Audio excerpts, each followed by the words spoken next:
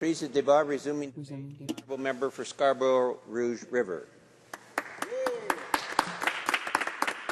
Thank you, Mr. Speaker. I'm very happy to rise in favour of Bill C-429, an act to amend the Radiocommunication Act and the Telecommunication Act antenna systems.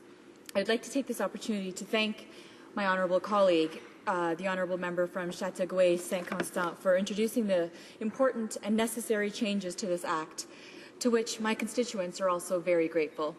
Citizens in municipalities across Canada, including Scarborough Rouge River, have expressed their concerns with uncontrolled development of radiocommunication and telecommunication towers. Constituents like mine are frustrated that the players involved, the proponents, are not taking their concerns into consideration. I myself have had meetings and received numerous correspondence from residents from the Rosewood community in Scarborough Rouge River who are opposed to the tower that is being built in their neighbourhood, in our community.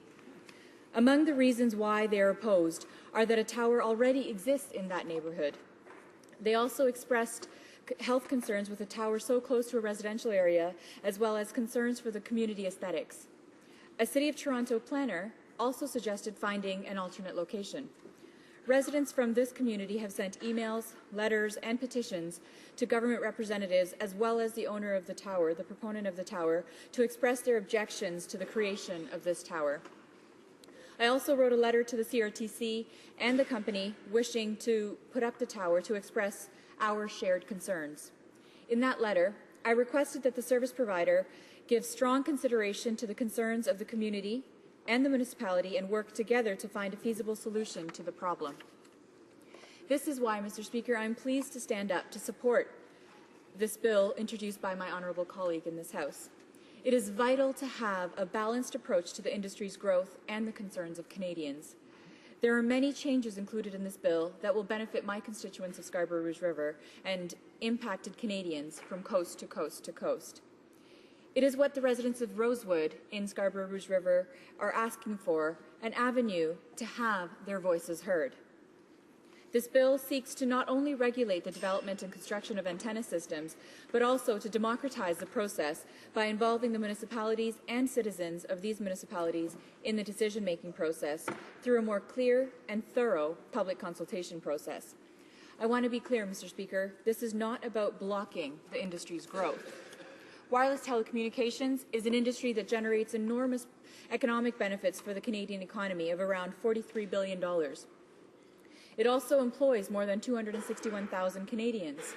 I, for one, rely heavily on my wireless device and presume also the 26 million other wireless subscribers would as well. This bill is about ensuring that the development of the telecommunications industry is orderly and efficient and respects the citizens and local planning.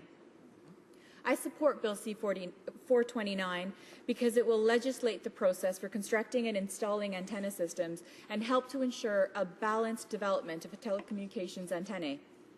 In addition, and in my opinion, the most important piece, is that the bill will democratize the process, the decision-making process, by involving the land use authorities and citizens and residents of the areas. According to Directive CPC 2-0-03, towers under 15 meters are currently exempt from the consultation process. So, if you're building a tower that's 14.9 meters tall, you have no obligations to have any public consultative processes. That doesn't seem right, Mr. Speaker. Regardless of height, I believe concerned citizens and land use authority deserve an avenue to be heard. This bill remedies this flaw, but requiring public consultation for all towers and antennas. With this bill, telecommunication companies or persons interested in putting up a tower, proponents, will no longer be able to install antennas without taking into consideration the concerns of municipalities and citizens as part of the project development process. This would involve consultation to determine local requirements, including a public consultation process that must be held for the construction of any tower, antennas or antenna-bearing structures, regardless of their height, a discussion of possible locations, and a response to the reasonable and relevant concerns of the Land Use Authority and the community it represents. Industry Canada would have to issue a document to the proponent confirming that the public consultation process has been respected. Following these consultations, the proponent is to release a document showing that discussions were held in good faith and setting out the concerns of each party. I've heard from many constituents since my election about their concerns with telecommunications antenna in their neighbourhoods, and they have clearly expressed their desire to be consulted and included in the decision-making process. My constituents are looking for a place where they can have their say. In addition, this bill would encourage a more efficient and fair tower sharing between companies by requiring permit holders to negotiate in good faith and produce documentation explaining the decisions they have reached. This provision would thereby reduce the proliferation of redundant towers. Moreover, Mr. Speaker, should any conflict arise among the proponents and competitors about tower sharing, the bill gives the CRTC the power to settle disputes and establish a unique and independent forum for settling these disputes. This is certainly an improvement upon the current process where these disputes are currently settled by Industry Canada or an arbitrator. The current process is one which stakeholders have advised is lengthy and cumbersome. Stakeholders have also indicated that it fails to encourage sharing of tower sites.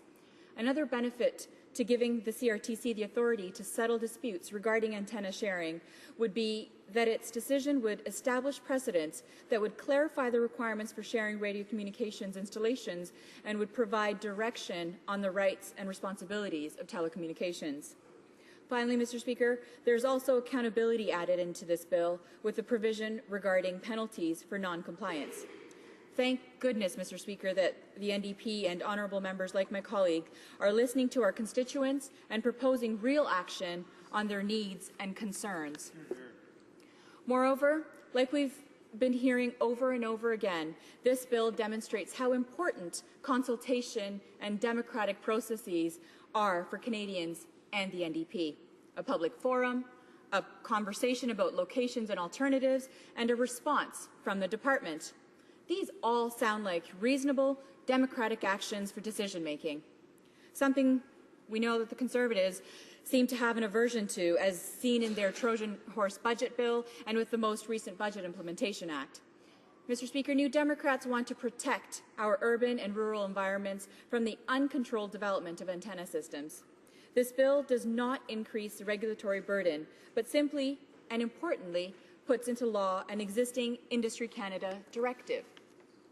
We ask simply that promoters respect municipal development plans and take into consideration the concerns of municipalities and citizens, like those within the Rosewood community in my riding. Also, encouraging and facilitating the sharing of antenna sites by telecommunications companies makes sense. This bill does so by streamlining the site sharing application and dispute resolution process and giving oversight to the CRTC.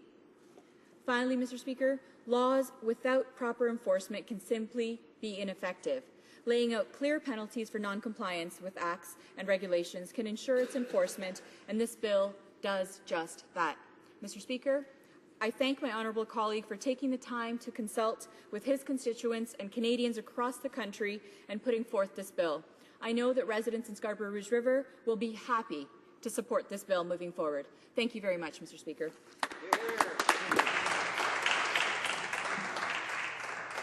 Resuming